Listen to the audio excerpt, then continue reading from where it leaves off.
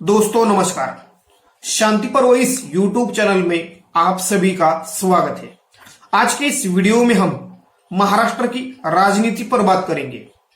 प्रकाश अंबेडकर जी के नेतृत्व वाली वंचित बहुजन आघाड़ी के कारण क्या इंडिया गठबंधन की मजबूती बढ़ेगी, इस विषय पर विश्लेषण करेंगे। वीडियो को लाइक, शेयर और चैनल को सब्सक्राइब जरूर कीजिए।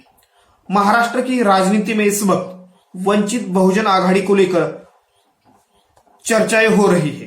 क्या वंचित बहुजन आघाड़ी इंडिया गठबंधन का भाग बनेगी या इंडिया गठबंधन में शामिल होगी, इसको लेकर महाराष्ट्र में इस वक्त चर्चाएं हो रही है। वंचित बहुजन आघाड़ी इंडिया गठबंधन में शामिल होना चाहती है। प्रकाश अंबेडकर जी के नेतृत्व वाली वंचित बहुजन आघाड़ी को नजरअंदाज करके या उनकी अनदेखी करके आने वाले चुनावों में महाराष्ट्र में इंडिया गठबंधन को चुनाव में अच्छी सफलता नहीं मिल सकती। महाराष्ट्र में वंचित बहुजन आघाड़ी की राजनीतिक ताकत देखें तो 2019 के विधानसभा चुनाव हो या 2019 के लोकसभा चुनाव, उनमें लगभग लोकसभा चुनाव में 7% के आसपास वंचित बहुजन आघाड़ी को वोट शेयर मिला। 2019 के लोकसभा चुनाव वंचित बहुजन आघाड़ी ने एमआईएम इस पार्टी के साथ गठबंधन करके लड़े। उसके बाद 2019 के विधानसभा चुनाव अपने दम पर अकेले लड़े, फिर भी उनको 6% के आसपास वोट मिले। इस वक्त वंचित बहुजन आघाड़ी की उद्धव ठाकरे जी के नेतृत्व वाली शिवसेना के साथ अलायंस है, यानी गठबंधन है। वंचित बहुजन आघाड़ी के प्रमुख प्रकाश अंबेडकर जी की तरफ से कांग्रेस पार्टी के प्रमुख मल्लिकार्जुन खड़गे जी को पत्र या खत लिखा गया है, यानी वंचित बहुजन आघाड़ी इंडिया गठबंधन के साथ आना चाहती है, यानी इंडिया गठबंधन में शामिल होना चाहती है। लेकिन अभी भी इस खत का कोई जवाब कांग्रेस पार्टी की तरफ से दिया गया नहीं। अगर वंचित बहुजन आघाड़ी आने वाले चुनाव में इंडिया गठबंधन का हिस्सा बनती है तो महाराष्ट्र में इंडिया गठबंधन को, यानी महाविकास आघाड़ी गठबंधन को अच्छा खासा फायदा मिल सकता है। 2019 के लोकसभा चुनाव में वंचित बहुजन आघाड़ी ने जो वोट शेयर लिया और वंचित बहुजन आघाड़ी और एमआईएम गठबंधन के कारण लगभग 10 से 15 सीटों पर कांग्रेस और एनसीपी के उम्मीदवार हार गए। लगभग 2019 में 10 से 12 सीटों पर 50,000 से ज्यादा वोट वंचित बहुजन आघाड़ी के उम्मीदवारों ने लिए, यानी महाराष्ट्र की लगभग 10 से 15 लोकसभा सीटों पर और विधानसभा की 70 से 80 सीटों पर वंचित बहुजन आघाड़ी का राजनीतिक असर या प्रभाव है। यानी अगर वंचित बहुजन आघाड़ी इंडिया गठबंधन का हिस्सा बनती है तो महाराष्ट्र में बीजेपी के नेतृत्व वाली एनडीए को इंडिया गठबंधन कड़ी चुनौती दे सकता है। इन 2-3 महीनों में जितने भी सर्वे हुए हैं, उन सर्वे में महाराष्ट्र में बीजेपी को लोकसभा चुनावों में लगभग 30% के आसपास वोट शेयर मिलने की उम्मीद जताई जा रही है। उसके बाद एकनाथ शिंदे जी के नेतृत्व वाली शिवसेना को 5 से 6% और अजित पवार जी के नेतृत्व वाली एनसीपी को 4 से 5%, यानी कुल मिलाकर बीजेपी के नेतृत्व वाली एनडीए को महाराष्ट्र में 43% के आसपास वोट शेयर मिलने की उम्मीद जताई जा रही है। तो दूसरी तरफ महाविकास आघाड़ी गठबंधन में कांग्रेस को सबसे ज्यादा 18 से 20% तक,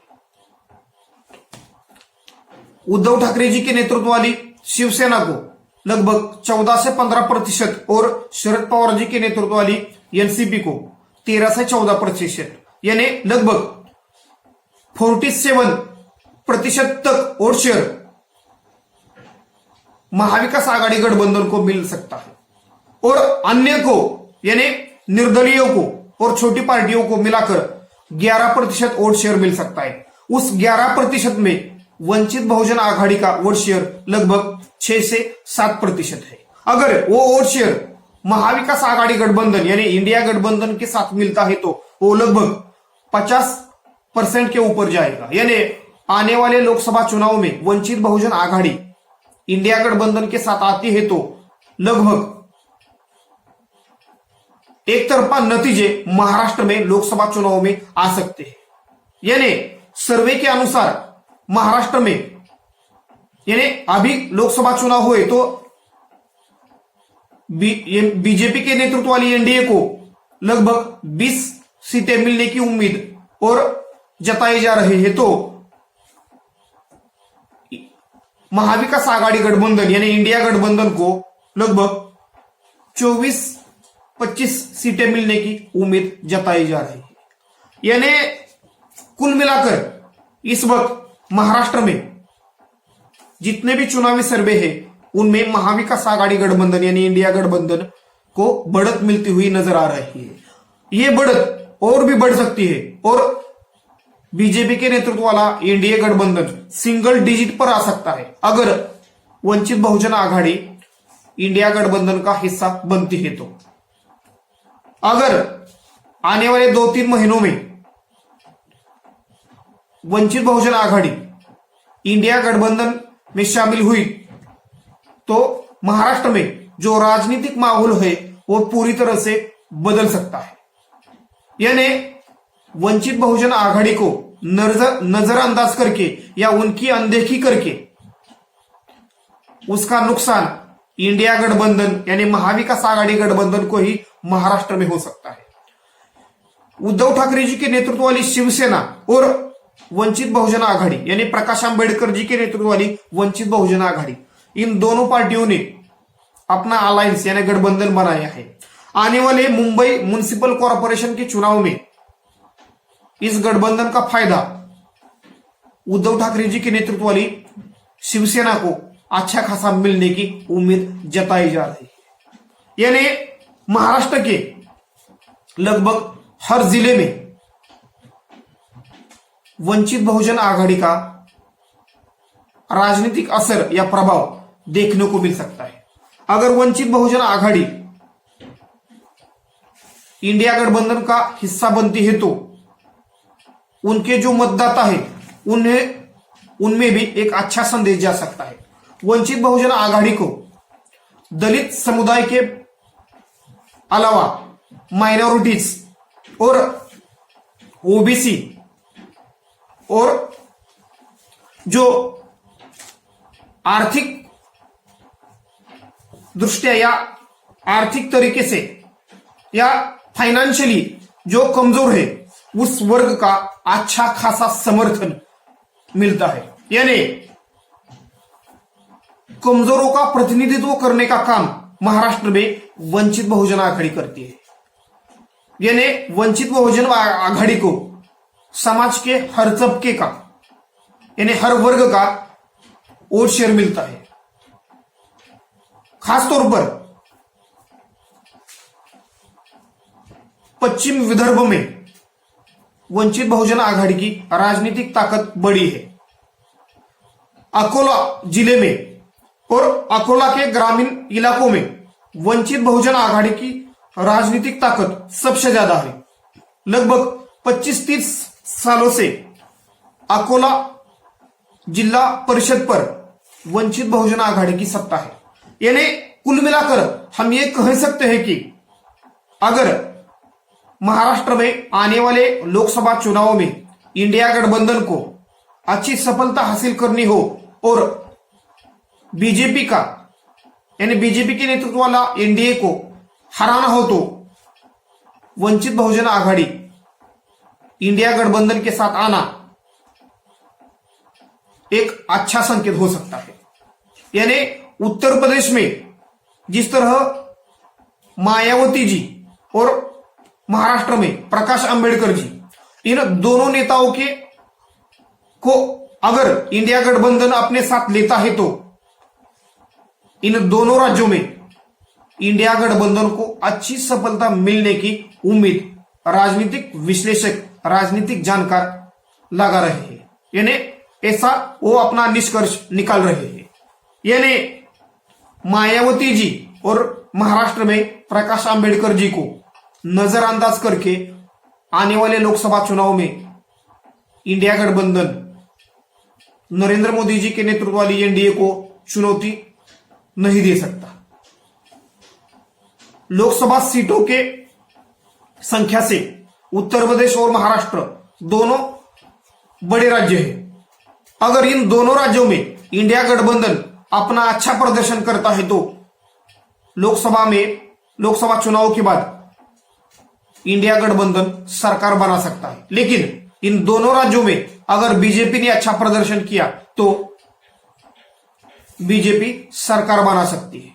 यानी कुल मिलाकर इन दोनों राज्यों में अगर इंडिया गठबंधन को अच्छा प्रदर्शन करना हो तो उत्तर प्रदेश में मायावती जी और महाराष्ट्र में प्रकाश आंबेडकर जी के नेतृत्व वाली वंचित बहुजन आघाड़ी को इंडिया गठबंधन का हिस्सा या अपने पाले में लाने का प्रयास इंडिया गठबंधन को करना चाहिए।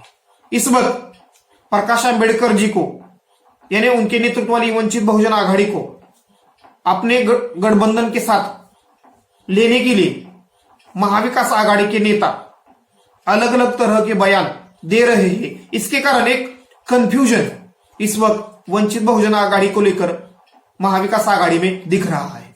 लेकिन इस कंफ्यूजन को जल्द से जल्द दूर कर बीजेपी के सामने यानी एनडीए के सामने महाराष्ट्र में कड़ी चुनौती पेश करने के लिए महाविकास आघाड़ी गठबंधन को आपसी मतभेद को भुलाकर या पिछली बातों को भुलाकर कांग्रेस शरद पवार जी के नेतृत्व वाली एनसीपी और उद्धव ठाकरे जी के नेतृत्व वाली शिवसेना और वंचित प्रकाश आंबेडकर जी के नेतृत्व वाली वंचित बहुजन आघाड़ी के नेताओं को इकट्ठा आना होगा। अगर ये नेता इकट्ठा नहीं आते तो बीजेपी की राजनीतिक ताकत महाराष्ट्र में और भी बढ़ सकती है, क्योंकि अगर पार्टियां अलग अलग होकर चुनाव लड़ती है तो उसका फायदा बीजेपी को मिलता है। ये 2014 और 2019 के लोकसभा और विधानसभा चुनाव में देखा गया है। यानी इस वक्त वंचित बहुजन आघाड़ी के कारण महाराष्ट्र में इंडिया गठबंधन की ताकत बढ़ सकती है। लेकिन वंचित बहुजन आघाड़ी को लेकर इंडिया गठबंधन में और महाराष्ट्र में महाविकास आघाड़ी गठबंधन में जो कंफ्यूजन है उस कंफ्यूजन को दूर करने का प्रयास महाविकास आघाड़ी गठबंधन के नेताओं को ही करना पड़ेगा। और सीट शेयर करते वक्त या इस सीटों का बंटवारा करते वक्त खींचातान करने के बजाय एक फ्लेक्सिबल भूमिका लेकर सीट शेयर पर फाइनल डिसीजन जल्द से जल्द लेना पड़ेगा।